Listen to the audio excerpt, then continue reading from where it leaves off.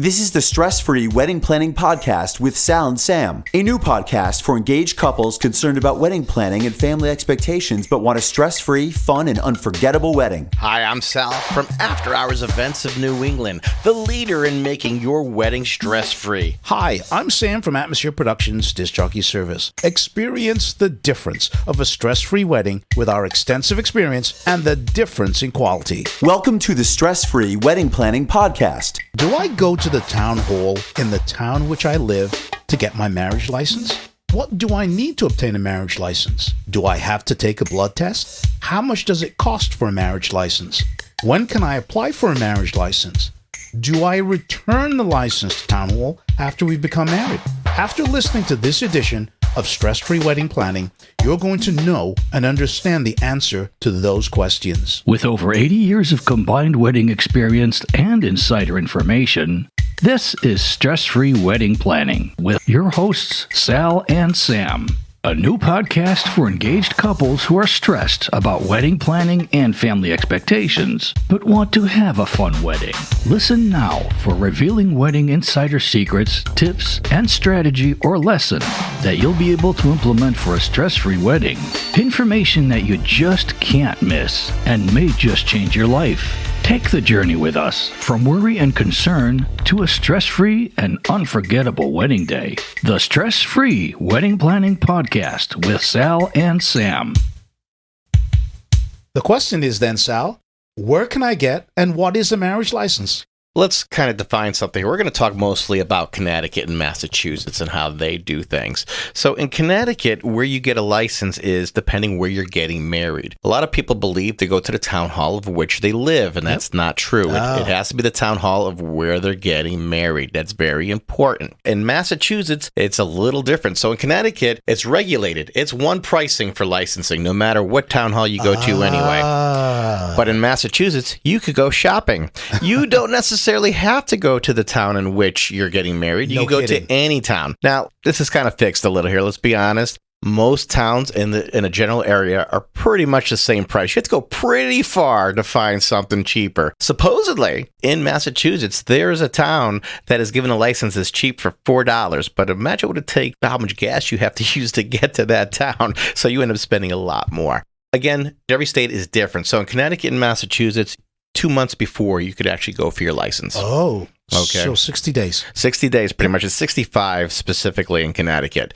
Now, because of the pandemic, rules have changed a little. In Connecticut, you do have to set up an appointment with most towns, and they want the paperwork ahead of time. And the reason for that is by getting the paperwork ahead of time, they get to type out your license. So when you walk in, it's quicker in and quicker out that way. Gotcha. Where what it would have taken about 20 minutes before now takes 10 minutes or less. Gotcha. So it's such a simpler plan. So in Connecticut, it's $50 for a license. And again, you have to get it from the town in which you are getting married. Yeah, so if, for instance, we're going to talk about Connecticut now. If you live in the town of Windsor and you're getting married in the town of West Hartford, you have to go to West Hartford to get the license. Absolutely correct. Now, in many other states, you can just go to any town hall and get it. So if you're listening to this podcast in East Wyoming, the rules may be better. So you need to find out. And can you find this out online for Oh, yeah, very easily. You could actually go to any town's website. Okay. And they will give you all this information. In fact,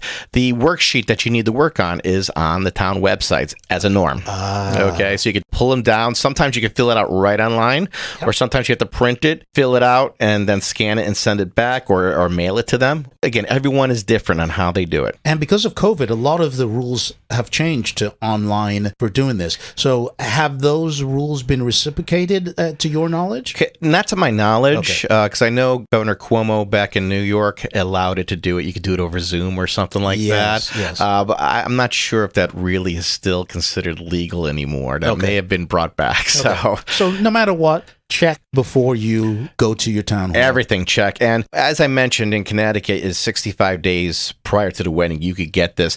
There's a lot of misinformation out there, so you need to be careful. I have found a number of couples in the last few months who believed they had to wait until 2 weeks before their wedding before getting the license. How stressful is that? Thinking, like, I have to do it when I'm tying all the loose ends to get my license, and I can't forget this? Really? So another thing with Connecticut Connecticut, when you go to get your license, you get it immediately. So when you go in and take care of it, and they print it up right there. They print it right there for you. Yep. Massachusetts, though, there's a 3-day wait, so you have to come back for it. So that's a very good point. What about identification then? What do couples need to bring? In the state of Connecticut, it's very simple. You both just need to have a valid driver's license. Okay. And you both have to go together to town hall to get the license. That's important. No, definitely. Now, do you need to bring a birth certificate? Not in Connecticut, no. In Massachusetts, you do. And obviously, if you're under 18... You must have parents. I just want to mention that you don't necessarily have to be a U.S. citizen in order to do this, but if you need identification, you can bring along your passport if you have no other forms of identification. Very important, and I believe in that situation, you would also need to show your birth certificate from the country that you've been born. Yes.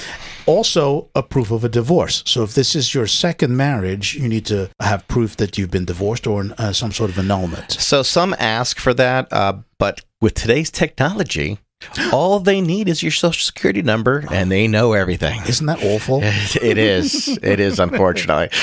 The other question that comes up most often is, do I need a blood test? Pretty much every state, except Montana, you do not need a blood test anymore. That's been long gone for, like in Connecticut, it's been well over 30 years. It's so funny because I actually looked up the Montana statutes, and I'm going to read it to you. Heavens knows why Montana does this, but it says specifically, the bride, and it says the bride, if under the age of 50, must provide proof of a rubella blood test or a doctor's statement regarding sterilization. This information must be submitted on the state of Montana premarital certificate and must be signed by a physician.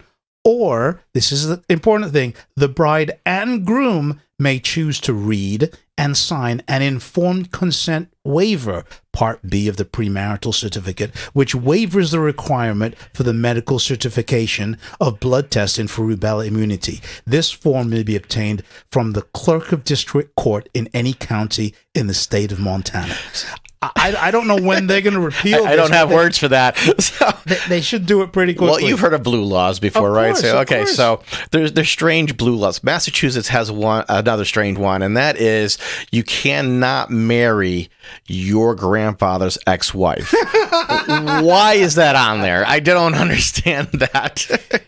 That is so bizarre, isn't it? It is. It's like, who was doing this to start with, and why was it so important to you that you can't marry your grandfather's ex-wife? So to be certain, then 99% of the states do not require a blood test. Correct. What you need to do is to go to your town hall or to county clerk's office and find out what the regulations are. When we come back, we're going to talk more about marriage licenses. You're listening to the Stress Free Wedding Planning Podcast. Wedding Tip Wednesday is brought to you by Emerge Cosmetics. Are you ready to emerge? A new line of luxurious lipsticks and lip glosses created with the intention of empowerment and coming into who you truly are. Strong, beautiful, and confident. Use coupon code EBI10 at shopemergecosmetics.com for an instant 10% discount. That's coupon code EBI10 for 10% discount at shopemergecosmetics.com. Emerge as the true you. On this Wedding Tip Wednesday, tipping your vendors. Remember to tip your vendors for their exceptional service. The best time to do so is at the end of the wedding before they finish providing their services. In advance of the wedding, put tips to all your vendors in marked envelopes, then assign someone responsible, and I really emphasize on responsible, such as a parent or a wedding planner, to hand them out so you don't have to deal with it later. Tips are very, very important if your vendors have provided exceptional service, and you'll know that because beforehand you're going to be speaking to every single one of them. So it's not just judging them on what they're doing on that particular night. It's how exceptional they have been before the wedding day. The best way to do this, as Sal said, is get organized. Get those envelopes together. If you know you're going to be giving tips, then obviously you're going to put envelopes together. That's the best way. Don't walk around with cash in your hand and just dish it out. Have pre-designated envelopes so that You can hand them to somebody responsible. And the reason for putting names on the envelopes for each individual professional is to make sure you're not missing anybody either. Yes. Because if you try to do it all that day and start going person to person, you might miss someone you really wanted to get a tip to. Wedding Tip Wednesday is available on the Stress Free Wedding Planning Facebook group page every Wednesday. Join the group for free. Don't know what to do for your first dance? Is your future spouse having trouble picking a song to dance with their parent? Worry no more. I have the answer. Go to afterhourseventsofne.com/contact guest. That is CONTACTGUEST. And you'll be able to listen to hours of music to help you select the right songs for your upcoming wedding. Again, go to afterhourseventsofne.com/contact guest. Do you want access to a stress-free wedding planning process? Then go to our website, allthews.atmosphere-productions.com, and get my free report. 8 questions you must ask a wedding professional before booking them. Get it today. That's allthews.atmosphere-productions.com. Look for the free report and learn to shop like a pro from a pro, and go from concern and worry to stress-free wedding planning. You're listening to the Stress-Free Wedding Planning Podcast. Welcome back to the Stress-Free Wedding Planning Podcast. So something very important, Sam, is nowadays they're allowing this ordained minister thing to happen from online to be able to marry people. Yeah, so like I can go online and exactly. be ordained and then do ceremonies tomorrow. Exactly. Yeah. You can do ceremonies 5 minutes later. But seriously, a lot of couples are having friends do the wedding, and they're not reading the paperwork that comes with the license, and they're making mistakes. Like what? One of the things is a couple needs to realize that the person who's going to perform the ceremony must have possession of the marriage license before performing that ceremony. Oh, so I didn't know that. If you forget your license, that person is not supposed to perform the ceremony and make you go get it. So that's why it's important not to forget it on the day. Oh, definitely. With my couples, I say, look, we're going to have a planning meeting anyway. Yep. Let's get it before then, so you can just hand it to me. So now that it's in my possession, you don't have to worry about that. Yes. I even had a judge who did this. They get to perform weddings, but they don't really know the rules. They sign everything, and then they hand it back to the couple. That's a no-no. Okay. That nullifies the license. So whoever performs the ceremony is the one who's supposed to get it back to town hall. Talked to a clerk from a town hall who said, I had a lady once walk into my office and hand me her license. And I looked at it and I was like, wait, you're the bride? Well, I was. Yeah, 30 years ago. She found her license from 30 years ago. She was not married. Legally at that point, right? Yeah, common law at that point. But your wedding officiant is the one who has to make sure it gets back to town hall. It cannot be handed off to anyone else. Wow. So there's a chain of command. Great information. How much does a marriage license cost? Yeah, so as I mentioned, in the Connecticut area, it is a $50 thing. In Massachusetts, it does vary. You could get $20, $40. It depends on where you go. So you could do a little shopping around, but you're going to find if you were in an area, all those town halls are doing the same thing. So there's no use of traveling too great of a distance to make this happen. And to give you an idea from the various states, in New York, it's as little as $35. And again, please go to your town hall or county clerk's office to find out what the current price is. $93.50 in Florida. Wow. $115 in Minnesota. And it says here that those rates can be reduced if you do a 12-week premarital counseling, which will bring the cost down, which is kind of interesting. I like incentive. That. Something I didn't know. Some states require cash only. Isn't that interesting? Something else to be careful too, Sam. I've only had one town hall doing this. It's the same town hall every time. In Connecticut, they are saying, and it's not that they're saying you have to, but they highly suggest it. And it's in their website too. They suggest that you purchase more than one official copy of the license, okay? Yeah. And they give you the reasoning for, when you go to change your name with Social Security, you need to have an official version of it. And that's not true. You just need a copy of it. Right. It doesn't have to be a certified copy. So you could have paid 50 cents to $1 to get another copy, and now you just pay $20 extra for an official copy, a duplicate. And it's like, no, don't do it. Good kid. $50 only. In Connecticut, another thing they offer, say you live in Torrington, but you're getting married in Enfield. Yep. Well, who wants to come all the way back to Enfield after the marriage to pick up your certificate from the town hall? So they actually, for a $20 fee, once they get it from your wedding officiant and they make it official, they will mail it to you. That's great. Makes it real simple. That's great. That's great. Is there a waiting period from the time you apply for the license until you actually get it? So in Connecticut, everything is instant. So when you go in there together, you are going to walk away with it. Yeah, no waiting period. No waiting period at all. In Massachusetts, there is a 3-day waiting period. So you both have to go in together, take care of it, and then one of you come back to go grab it again. And again, each state is different. So absolutely. Laws are always changing too. So check your clerk's office or your town hall. To give you some examples, Wisconsin has a 6-day waiting period, and South Carolina has a 1-day. So that makes no sense how some of these work. So check your local jurisdiction. And how long is the marriage license valid for? Forever. You have to get divorced to make it go bad. So we don't want to say the D word.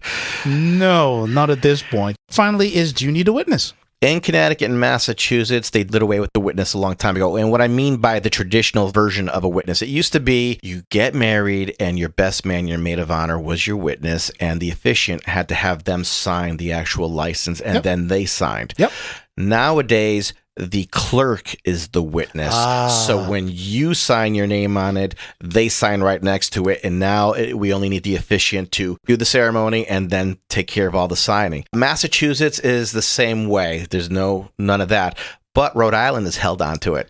So you do have to get your witness. People in Rhode Island, I need you to know, they want their license back quickly. In Connecticut, you get it 10 days later. Same thing in Massachusetts. No big deal. Just get it to them. In Rhode Island, they want it within 3 days. No kidding. Yeah. So a lot of these town halls have these drop boxes where you could actually, after you're done, go drop box it into the town hall just to be safe. And Connecticut has a lot of those too. So if your officiant calls ahead of time, they can find out if those boxes exist and just drive by. You hear us talking about witness. The witness actually is only there to witness the signature. They're not there to witness the marriage. So when we talk about witness, it doesn't mean to say that you have to have a physical person come witness it. That's why the town clerk is the witness, because they are witnessing your signature. Correct. In Connecticut, yes, that's how that's done, yes. Now, all I want to do is point out now is you want to make sure you are educated and you know how things have to work in your state. So please go to your town hall website where you will find the application, and you also will find the information of the laws that you need to know to properly obtain a marriage license.